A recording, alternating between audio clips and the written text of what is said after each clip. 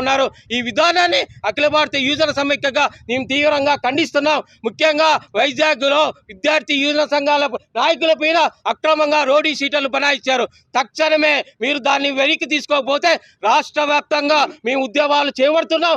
రాబోయే జనవరి 30వ తేదీన మీ క్యాంపస్ ముట్టడి కూడా పిలుపునిస్తున్నాం।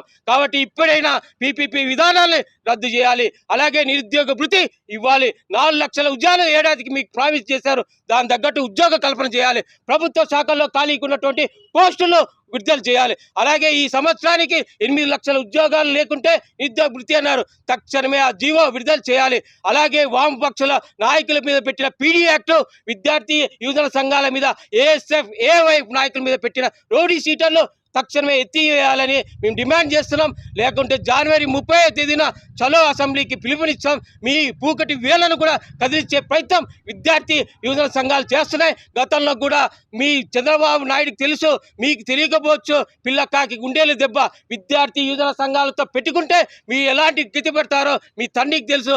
బహుశా ఆయన మర్చిపోయి నీకు చెప్పలేదేమో అనేసి మేము తెలియజేస్తున్నాం। తక్షణమే నీ విధానాలు మార్చుకోకపోతే పెద్ద ఎత్తున ఉద్యమాలకి మేము శ్రీకారం చుట్టాం। అడుగడుగున మీరు ఎక్కడ వస్తే అక్కడ మిమ్మల్ని అడ్డుకుంటాం। మా